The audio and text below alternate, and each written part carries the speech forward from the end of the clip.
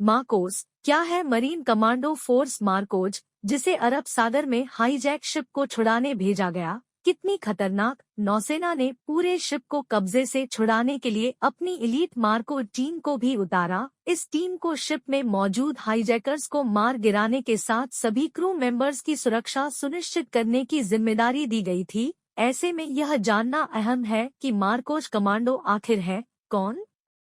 अरब सागर में हाईजैक हुए cargo ship MV Lila Norfolk को भारत ने एक विशेष अभियान सुरक्षित होने की पुष्टि की गई है। इस जहाज में नौसेना की मार्कोज टीम ने सैनिटाइजेशन ऑपरेशन चलाया। हालांकि शिप में सोमालियाई आतंकियों की मौजूदगी नहीं मिली। माना जा रहा है कि भारतीय नौसेना की ओर से चेतावनी जारी होने के बाद हाईजैकर्स खतरे को भांपते हुए जान बचाकर भाग निकले।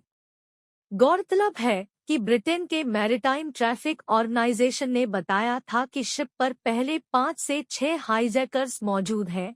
हालांकि 15 भारतीयों को बचाने के लिए भारतीय नौसेना ने एक युद्धपोत, मैरीटाइम पेट्रोल एयरक्राफ्ट, हेलीकॉप्टर्स और P-8I लॉन्ग रेंज एयरक्राफ्ट के अलावा प्रीडेटर MQ-9B ड्रोन भी भेजा था। इन सब के अलावा नौसेना ने पूरे शिप को कब्जे से छुड़ाने के लिए अपनी एलीट मार्कोज टीम को भी उतारा। इस टीम को शिप में मौजूद हाईजैकर्स को मार गिराने के साथ सभी क्रू मेंबर्स की सुरक्षा सुनिश्चित करने की जिम्मेदारी दी गई। ऐसे में यह जानना अहम है कि मार्कोज कमांडो आखिर है कौन? इस टीम के सदस्य आम नौसैनिकों से कितने अलग हैं? इन्हें किस तरह के विशेष अभियानों में लगाया जाना है और इनकी ट्रेनिंग किस तरह होती है? कौन है मार्कोस? भारतीय नौसेना में 1987 में एलीट कमांडो फोर्स मार्कोज का गठन हुआ था। यह सुरक्षा बल देश के अग्रिम सुरक्षा बल नेशनल सिक्योरिटी गार्ड्स NSG, वायुसेना की गरुड़ और थलसेना की पैरा स्पेशल फोर्स की तर्ज पर गठित किए गए। मार्कोज या मरीन कमांडो फोर्स में नौसेना के उन सैनिकों से बना बल है जिनकी ट्रेनिंग सबसे कठिन होती है। मार्कोज के काम करने का तरीका बिल्कुल अमेरिका की एलीट नेवी सील्स जैसा है, जिसने समुद्र में पायरेसी की कई कोशिशों को नाकाम किया है। कैसे चुने जाते हैं मार्कोज कमांडो? पहला चरण। इस एलीट कमांडो फोर्स में चयन इतना आसान नहीं है।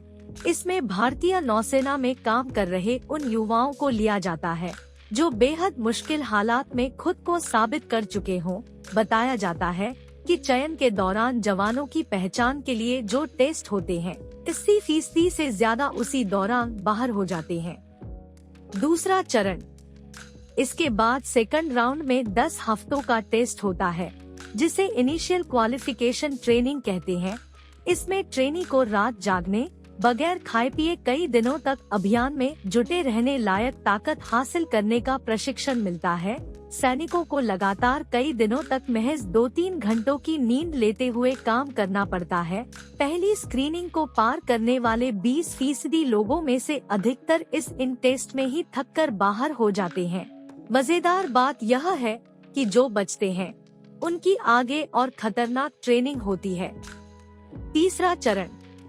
इसके बाद समय आता है एडवांस ट्रेनिंग का। पहली 2 स्टेज के बाद बचे खुचे कुछ नौसैनिकों को ही इस चरण में मौका मिलता है। यह ट्रेनिंग 3 साल तक चलती है। इस दौरान जवानों को हथियारों, खाने पीने के बोझ के साथ पहाड़ चढ़ने की ट्रेनिंग, आसमान, जमीन और पानी में दुश्मनों का सफाया करने का प्रशिक्षण और दलदल जैसी जगहों पर भी भागने की ट्रेनिंग दी जाती है। चौथा चरण।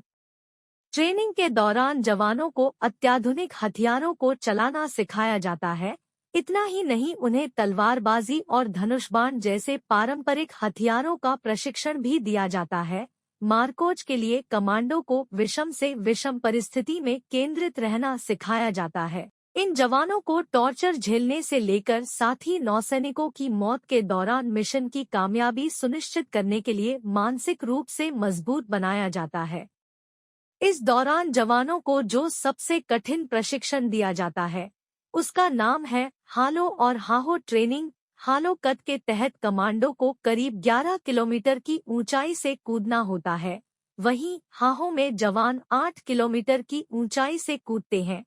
ट्रेनिंग के दौरान जवानों को कूद से सिर्फ 8 सेकंड बाद ही पैराशूट खोलना होता है। किस तरह के मिशन को देते हैं अंजाम?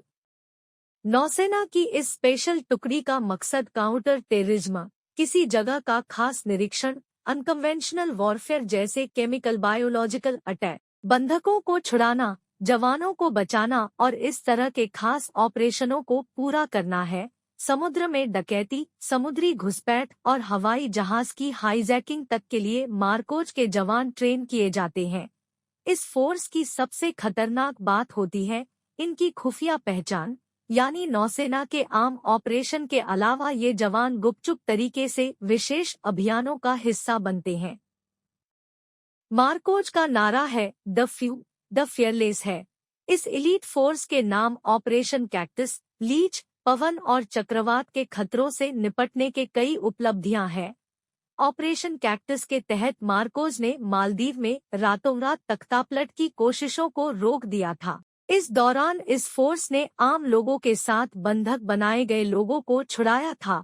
भारत में मुख्यधारा में इस फोर्स की चर्चा 26/11 मुंबई हमलों के बाद शुरू हुई, जब इस फोर्स ने ताज होटल से आतंकियों के सफाए में मदद के लिए ऑपरेशन ब्लैक टॉर्नेडो शुरू किया था। इतना ही नहीं, इस एलीट फोर्स ने 1980 के दौर में श्रीलंका के गृह युद्ध के दौरान ऑपरेशन पवन चलाया था, जिसके जरिए लिट्टे के कब्जे वाले कई क्षेत्रों को छुड़ाने में मदद मिली थी।